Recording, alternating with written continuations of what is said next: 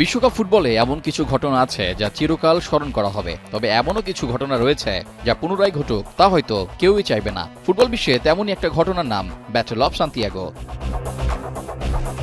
১৯৬২ সালের ফিফা বিশ্বকাপ যদি ইউরোপে আয়োজন করা হয় তাহলে তা বয়কট করার হুমকি দেয় লাতিন দেশগুলো, যার প্রেক্ষিতে সেবার চিলিতে আয়োজন হয় বিশ্বকাপ। তবে ১৯৬০ সালে ইতিহাসের সবচেয়ে ভয়াবহ ভূমিকম্পের শিকার হলে বিশ্বকাপ আয়োজনে কঠিন অবস্থায় পড়ে যায় চিলি। শেষ পর্যন্ত সব ধরনের শঙ্কা কাটিয়ে ক্ষতিগ্রস্ত মাঠ পুনরায় খেলার উপযোগী করে গড়ে তোলে চিলি। তবে ইতালিয়ান গণমাধ্যমগুলো দেশটিকে হেয় করে নানান ধরনের প্রচারণা চালাতে থাকে। এসবে বলা হয় বিশ্বকাপ আয়োজন করার ক্ষমতা চিলির নেই। শুধু তাই নয়, যোগাযোগ ব্যবস্থা, চিলির নারীদের অপবাদ এবং নানান ধরনের অসম্মানজনক কলাম ছাপাতে থাকে ইতালি। দেশটির প্রতি তখন থেকেই ক্ষোভ জন্মাতে থাকে চিলির নাগরিকদের।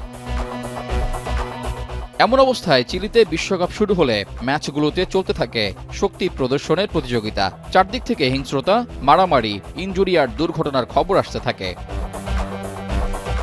গ্রুপ পর্ব পার হতে স্বাগতিক চিলি ও ইতালির ম্যাচটি ছিল দুদলের জন্যই গুরুত্বপূর্ণ।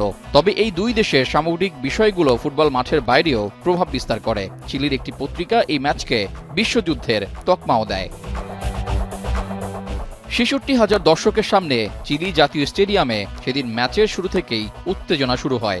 বাঁশি বাজার আগেই থুতু ছোড়াছুড়ি করতে দেখা যায় উভয় দলের ফুটবলারদের। এর পরের ঘটনাগুলো আরও ভয়াবহ।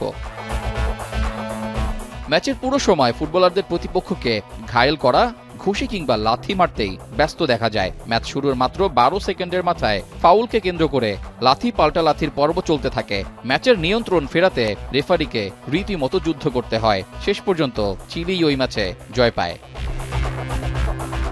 এমন ম্যাচের পর চিলির বার, মার্কেট, রেস্টুরেন্ট প্রায় প্রতিটি জায়গাতেই নিষিদ্ধ হন ইতালিয়ানরা। এরপর ইতালি দলের অনুশীলনেও সশস্ত্র পাহারার ব্যবস্থা করতে হয়।